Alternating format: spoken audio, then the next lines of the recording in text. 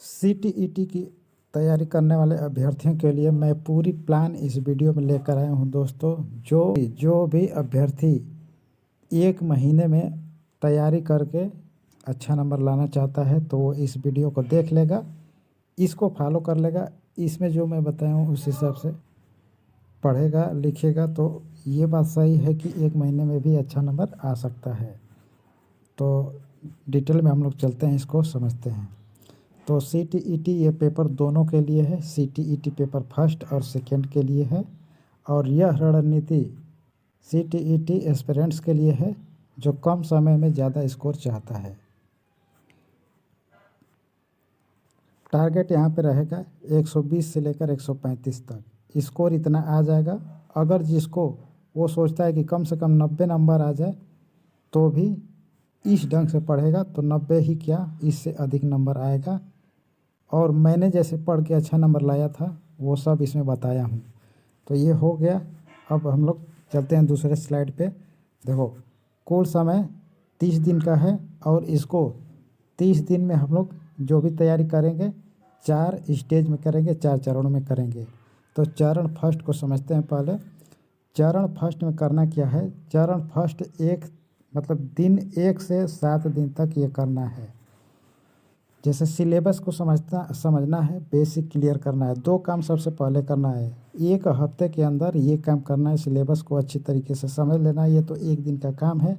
और उसके साथ बेसिक क्लियर कर लेना है, जो उसमें ज़रूरी फैक्ट होता है, इम्पोर्टेंट फैक्ट होता है। लक्ष्य क्या रहेगा?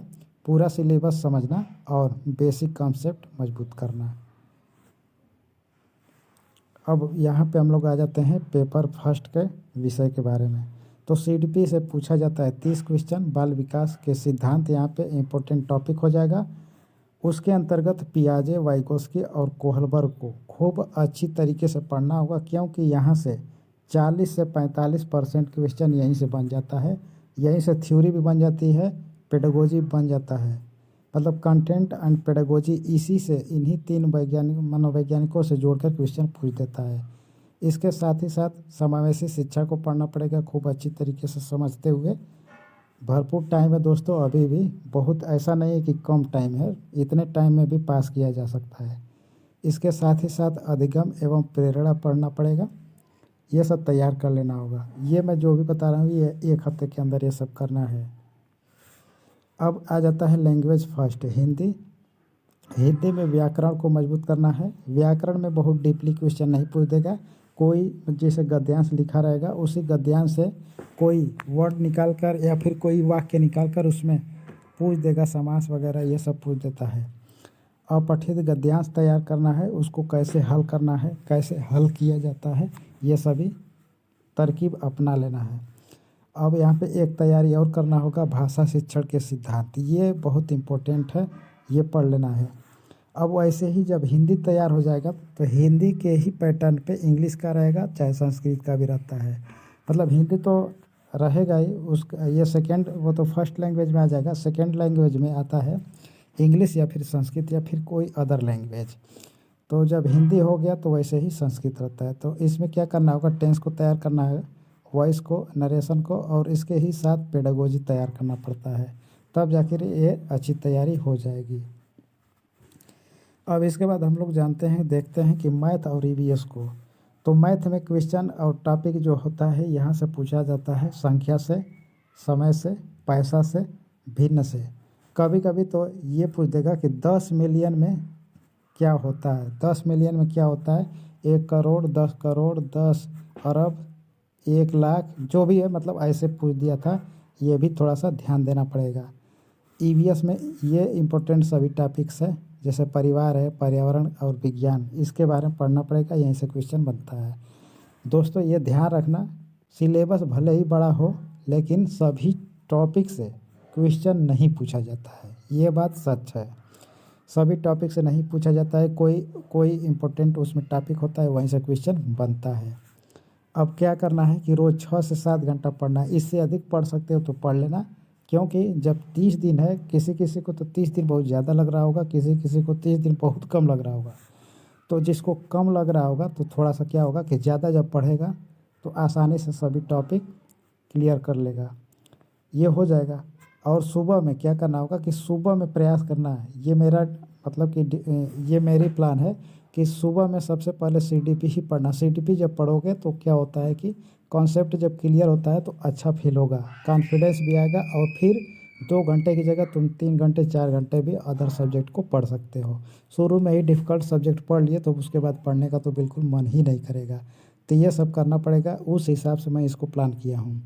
तो शुरू में 2 घंटे सीडीपी पढ़ना, शुरू में पढ़ सकते हो 2 घंटा ठीक है, नहीं तो 1.5 घंटा 1 घंटा भी करना है, मतलब धीरे तेज़ी से बढ़ाना पड़ेगा ज़्यादा टाइम पढ़ने के लिए। उसके बाद सुबह तो हो गया, दोपहर में क्या करना, कोई और सब्जेक्ट सीडीपी को छोड़कर, जैसे हिंदी, इंग्लिश या संस्कृत में से कोई एक सब्जेक्ट, मतलब कोई सीडीपी को तो पढ़ लिए थे, उसके बाद जो और सब्जेक्ट बचा है जो कमज़ोर है उसको तैयार कर लेना दोपहर में। अब शाम को क्या होगा कि शाम को अब जो पढ़ लिए थे 2 विषय उसको छोड़कर कोई तीसरा विषय पढ़ लेना। अब क्या करना है कि 3-3 विषय एक दिन में तैयार जब होगा, कोई इम्पोर्टेंट टॉपिक मतलब सर्च करके उसको पढ़ लेना, हो गया। अब क्या करना है कि अब तो आ जाएगा, तब तक रात होगी कुछ टाइम बाद।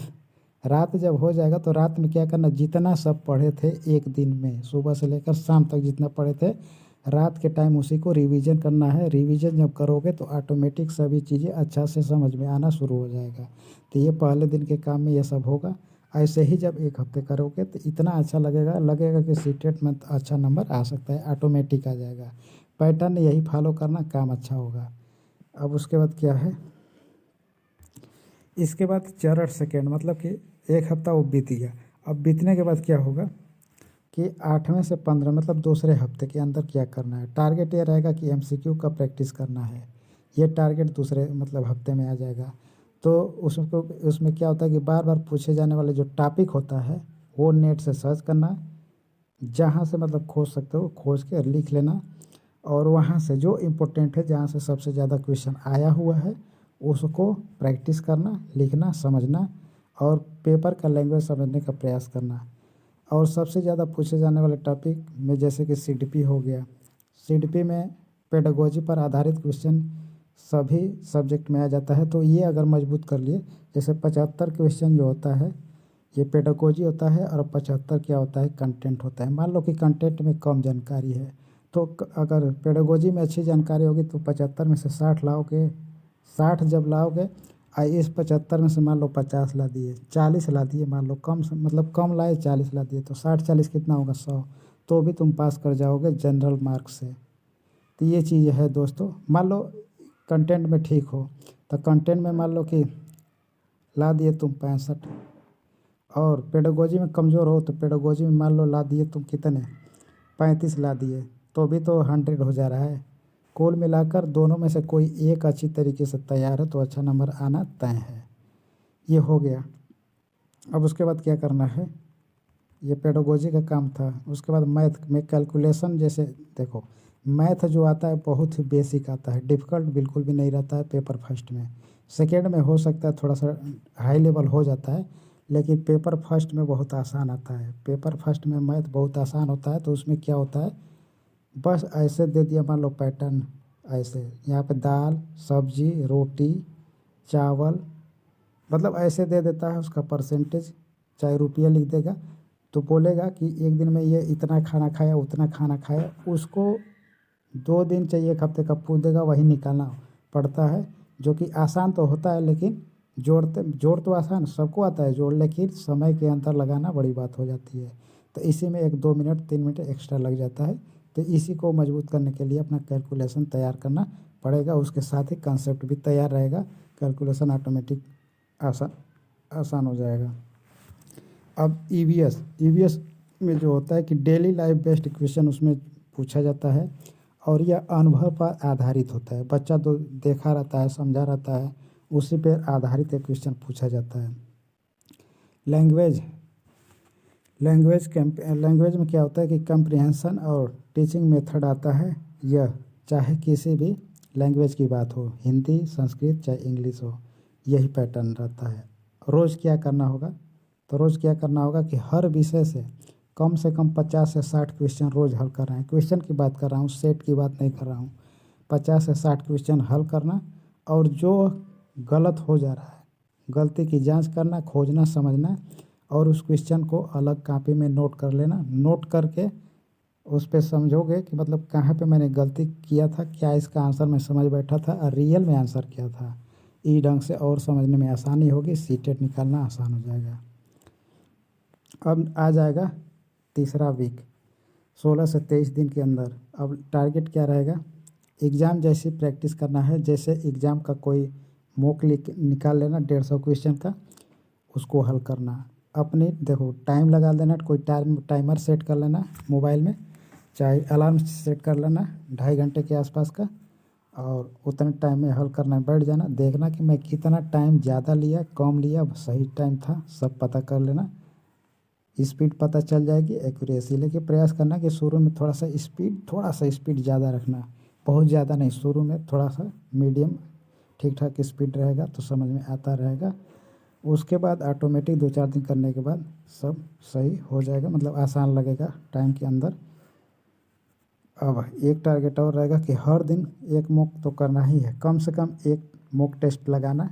1 से 2 कर सकते हो, लेकिन कम से कम एक करना। ये नहीं कि एक दिन छोड़ के फिर सोचना कि अगले दिन कर लूँगा एक मॉक टेस्ट, या फिर आज नहीं किया तो कल का भी अगले दिन में जोड़ के मॉक टेस्ट कर लेना। नहीं, एक ही करना चलेगा, लेकिन रोज़ करना है। 2 नहीं कर सकते तो एक ही करना मॉक टेस्ट और रोज़ देना।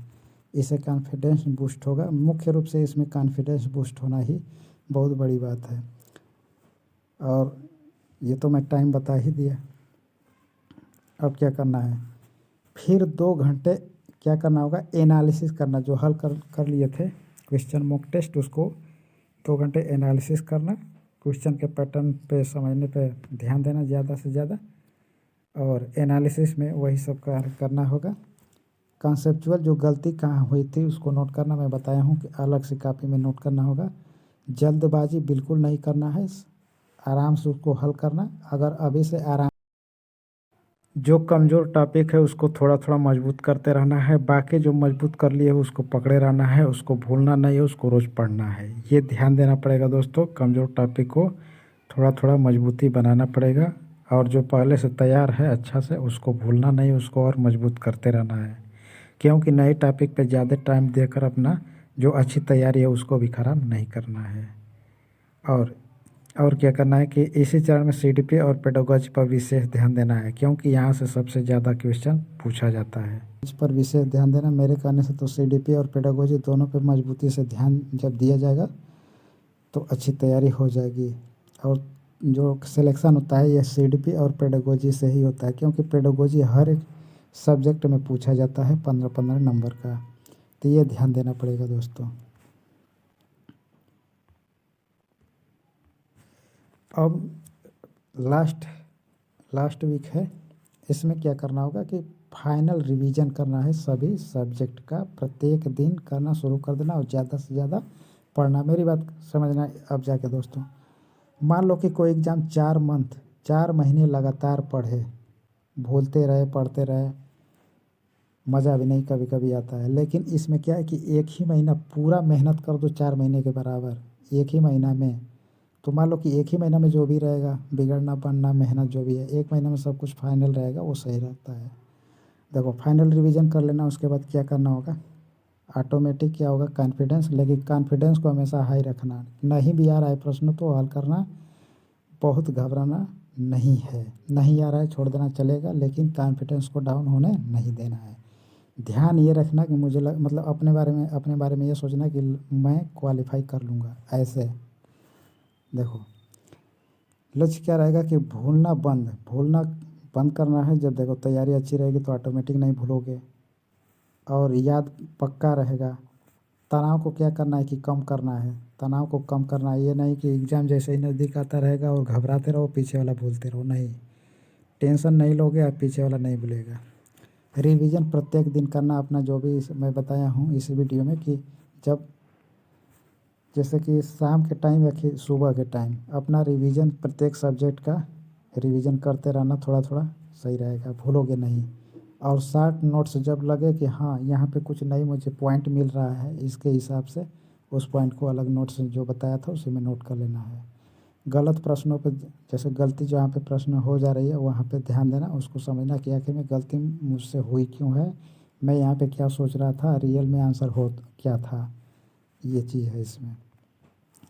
अब क्या करना है कि प्रीवियस ईयर क्वेश्चन को करना है, प्रीवियस ईयर क्वेश्चन, और नया टॉपिक बिल्कुल नहीं पढ़ना है क्योंकि अब तो नज़दीक एग्ज़ाम रहेगा, तो नए टॉपिक्स पे टाइम व्यर्थ नहीं करना है, जो आ रहा है उसको मजबूत करना है और केवल रिवीजन और प्रैक्टिस करना है। अपना सब्जेक्ट जो था सभी जो भी इम्पोर्टेंट, लास्ट में क्या करना है कि जो इम्पोर्टेंट टॉपिक्स है उसको पढ़ते रहना, रिवीजन करते रहना है और प्रैक्टिस भी करना है उसी टॉपिक्स का।